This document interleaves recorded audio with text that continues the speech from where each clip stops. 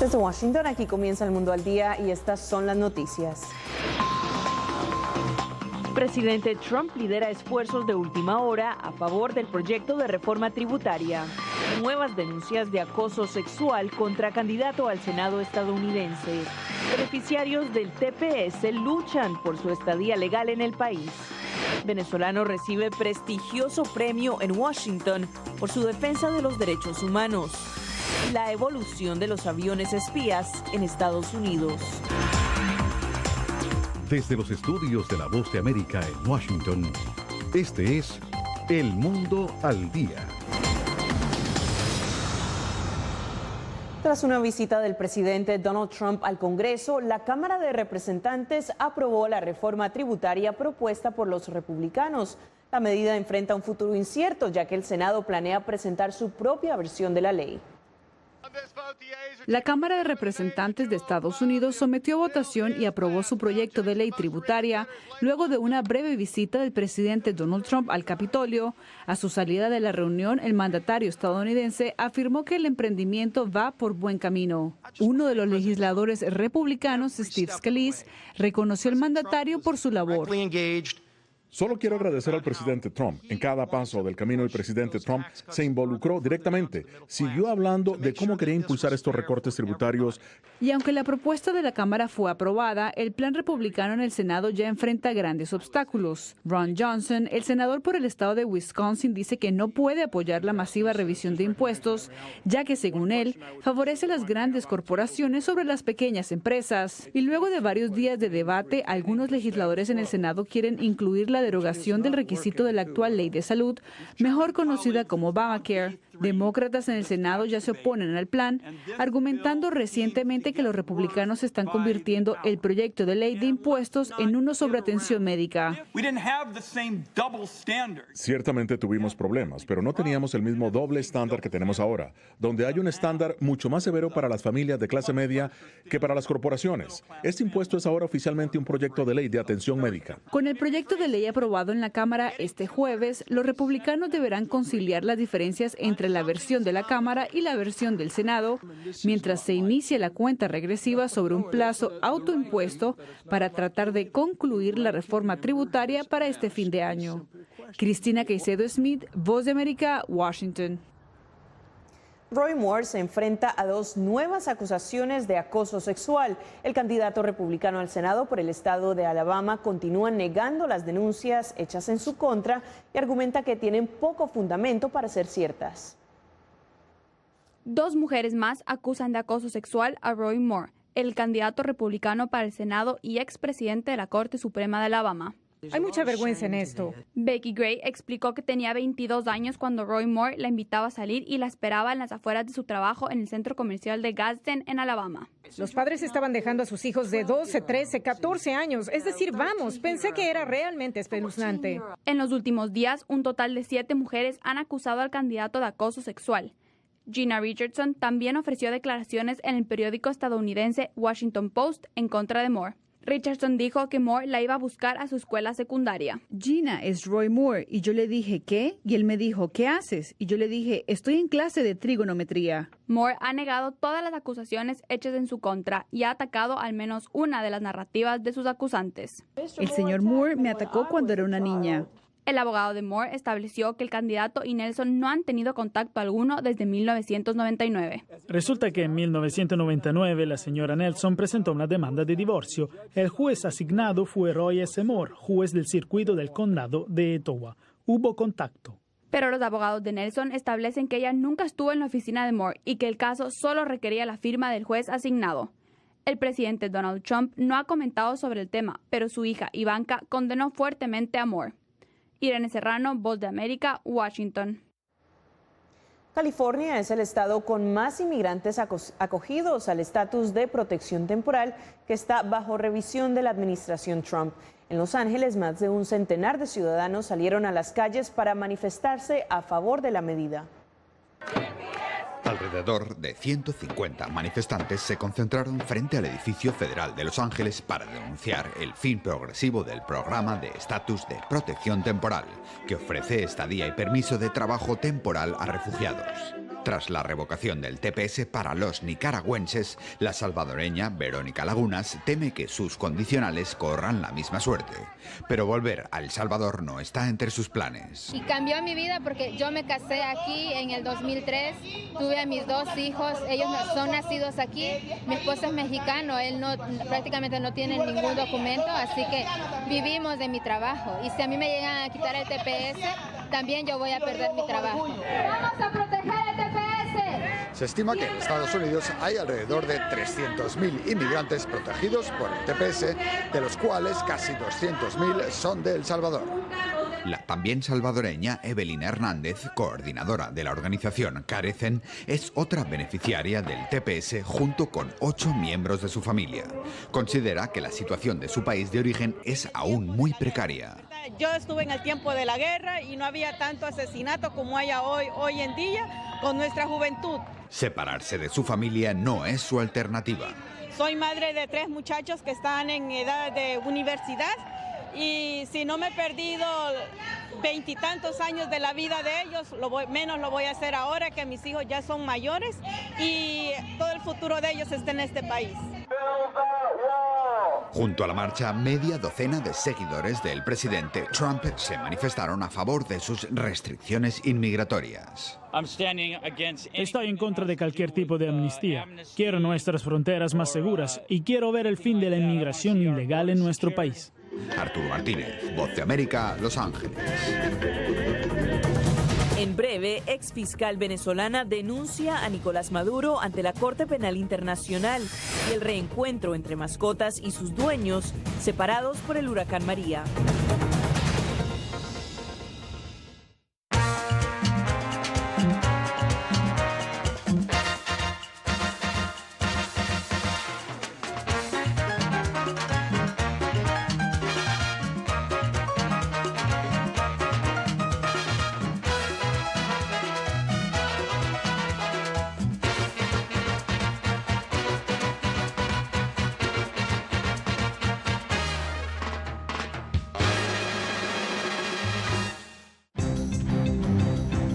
Somos la Voz de América. En la isla muy pocos cubanos estaban informados. Necesitamos la liberación de los presos políticos y los estudiantes. Se encuentran en las afueras de la Asamblea Nacional, nadie puede salir. Información balanceada y objetiva. Un promedio de 80 migrantes indocumentados vienen a desayunar a Entérese de lo que sucede en Estados Unidos, América Latina y el mundo en un solo lugar. boanoticias.com.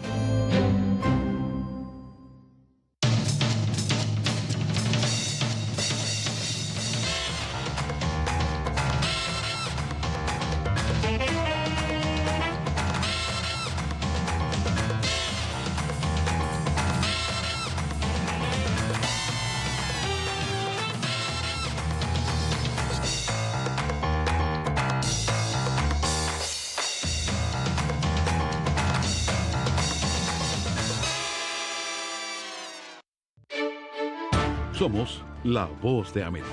La población hispana está dividida en cuanto a la regularización de la marihuana se refiere. Que de cada 5 personas, una es latina o tiene raíces hispanas. Ser parte de la historia de cómo se hace esta sucesión de poder en Estados Unidos. Información balanceada y objetiva. Que los derechos de esta comunidad serán reivindicados. Entérese de lo que sucede en Estados Unidos, América Latina y el mundo en un solo lugar.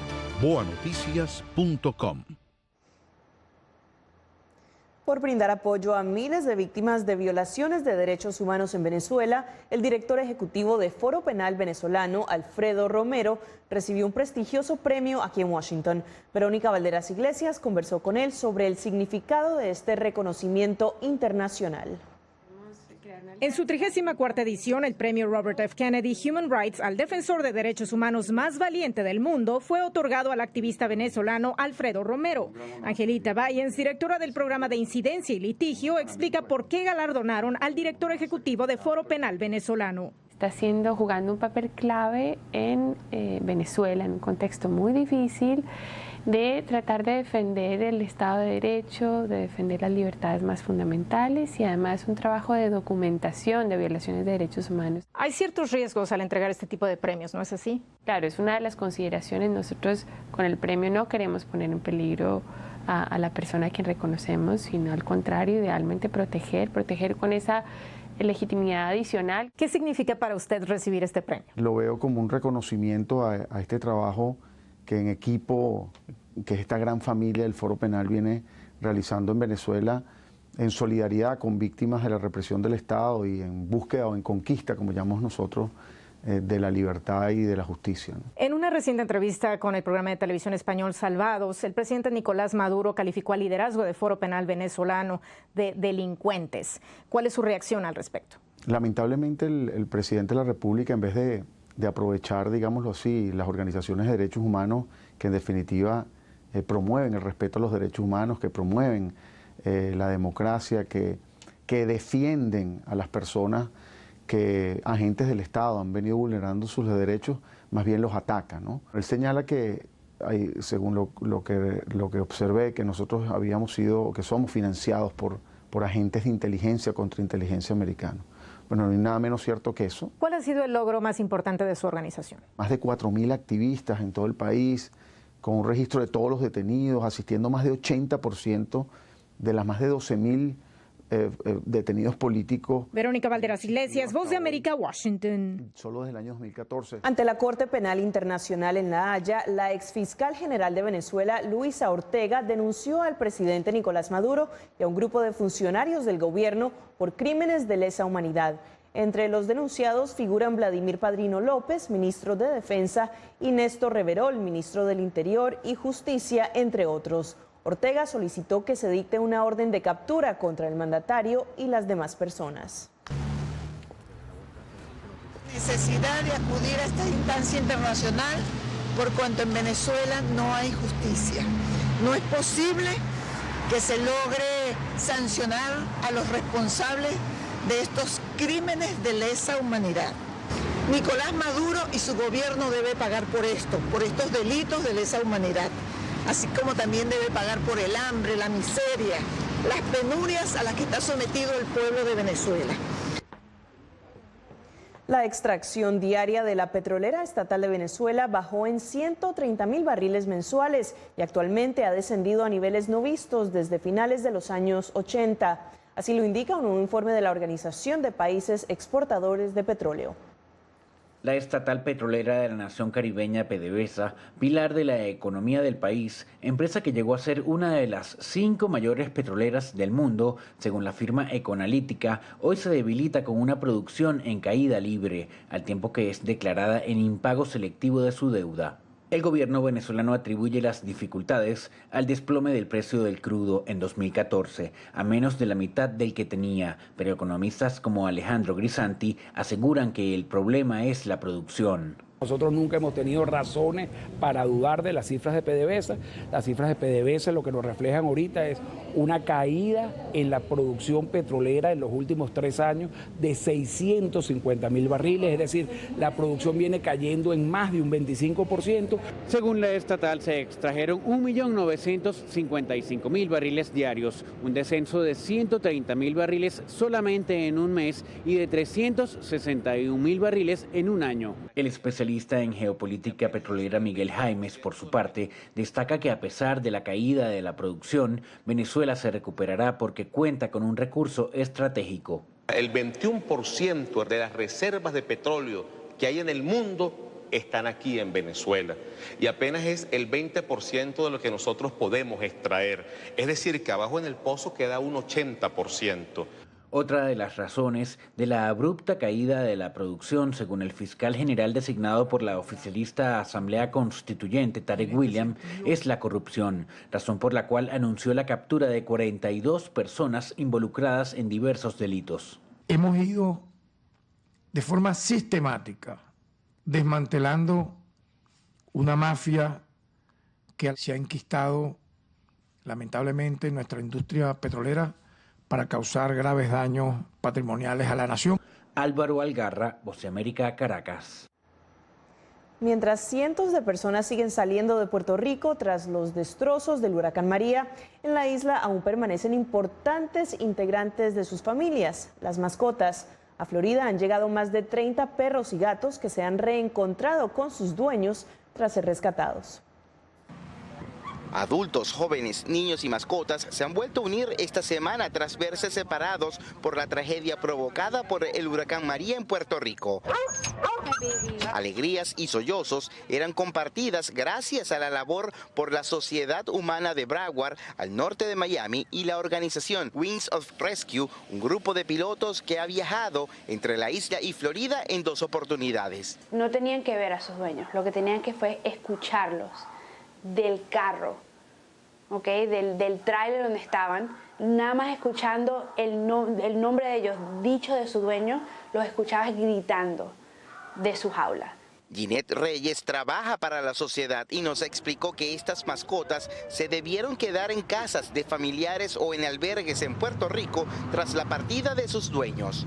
Y esa gente intentó traerlos por aerolíneas comerciales o privadas, y o no los dejaban o le estaban cobrando demasiado dinero. El costo de rescate por cada animal es de aproximadamente $1,000. Los organizadores de esta actividad están planificando una tercera jornada para traer más mascotas hacia la zona continental de Estados Unidos. Yo sé que todavía hay bastantes animales sin familia en Puerto Rico, en los shelters de allá, que están tratando de traerlos y ponerlos por todos los Estados Unidos para ayudarles a buscar una familia. De hecho, dentro de la sede de la Sociedad Humana hay perros y gatos que fueron traídos desde la isla y deben ser entregados en adopción, pues nadie los ha reclamado. José Pernalete, Voz de América, Miami. Al volver, tensa calma en Zimbabue tras toma de control por el ejército, y Rusia a un paso de ser desclasificada de los Juegos Olímpicos de Invierno.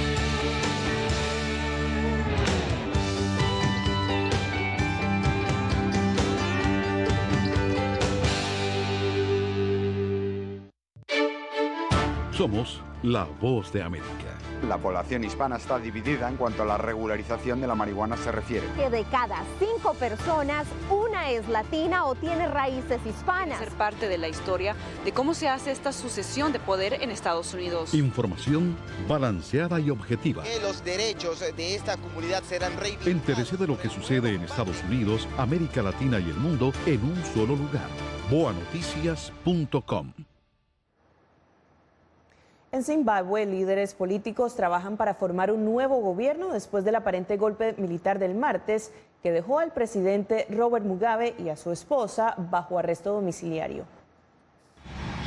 2 días después del aparente e incruento golpe a manos de los militares, el futuro de Zimbabue sigue siendo incierto. Después de décadas de gobierno, el presidente Robert Mugabe sigue prisionero en su casa junto con su familia y muy probablemente al final de su carrera política en el país. Una cosa que en un país afligido por una profunda crisis económica fue visto como una buena noticia por muchas personas. La intervención en Zimbabue es muy buena porque esperamos un nuevo Zimbabue y un mejor Zimbabue. La crisis empezó el lunes cuando el general Constantino Chiwenga, jefe de las Fuerzas Armadas zimbabuenses, advirtió al presidente Mugabe de la posibilidad de una intervención en respuesta a la depuración de muchos miembros del partido ZANU-PF, incluyendo el vicepresidente Mnangagwa. Todo lo cual se cree fue hecho para permitir que la esposa de Mugabe, Grace, sea la nueva vicepresidenta y se convierta en la nueva presidenta después de la muerte o el retiro del actual jefe de Estado. Por el momento, Mugabe no quiere dimitir ni dejar su poder a un gobierno de transición.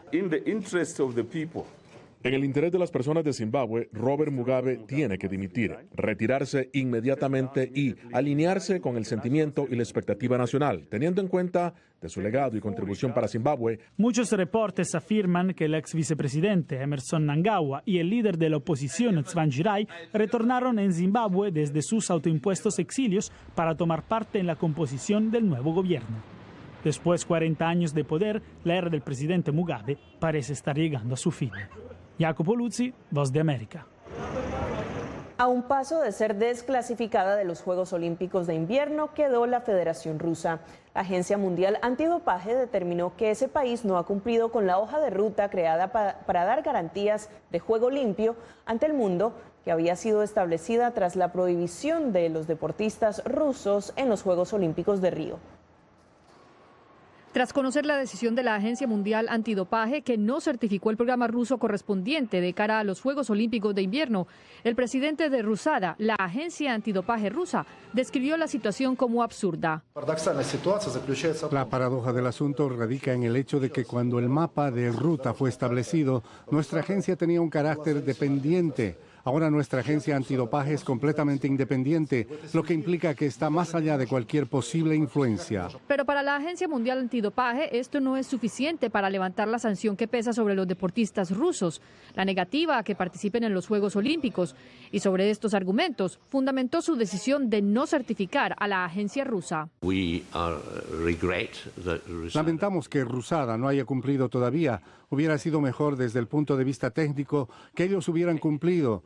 Ellos han mejorado notablemente desde noviembre de 2015, pero bajo los parámetros establecidos para el cumplimiento de las condiciones impuestas por AMA, hay dos asuntos que no han sido solucionados y no podemos ignorar los compromisos que determinamos en nuestra hoja de ruta. La decisión de permitir la participación de los deportistas rusos en los próximos Juegos de Invierno depende del Comité Olímpico Internacional, que se reúne para definir el asunto el próximo mes. Pero hasta los directivos rusos saben que su presencia en las justas deportivas de febrero seriamente está en entredicho. El reporte es un documento muy concienzudo y ha sido tratado con mucha seriedad. Es, de hecho, un cuestionamiento muy problemático y nosotros no podemos ignorarlo. Tenemos que trabajar para resolver el problema. Lina Correa, Voz de América. En instantes, se cumplen 100 años de la peor pandemia de gripe en la historia registrada y la leyenda de los aires que hoy reposa en un museo en California.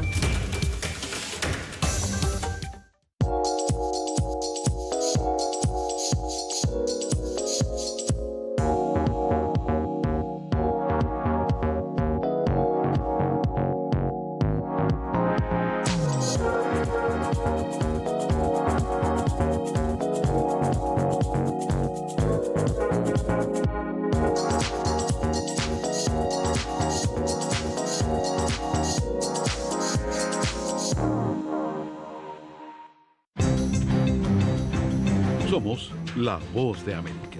En la isla muy pocos cubanos estaban informados. Necesitamos la liberación de los presos políticos y los estudiantes. Se encuentran en las afueras de la Asamblea Nacional, nadie puede salir. Información balanceada y objetiva. Un promedio de 80 migrantes indocumentados vienen a desayunar a Entérese de lo que sucede en Estados Unidos, América Latina y el mundo en un solo lugar. boanoticias.com.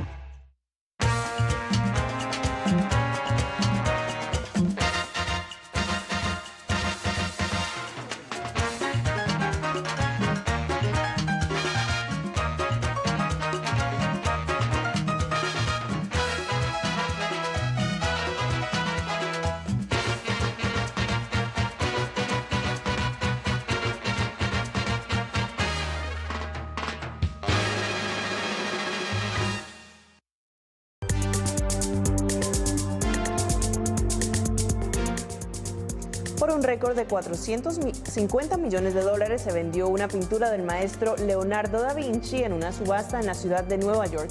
La obra, titulada El Salvador del Mundo, es la única pintura del artista italiano que se mantiene en manos privadas. La casa de subastas Christie's no ha dado a conocer el comprador.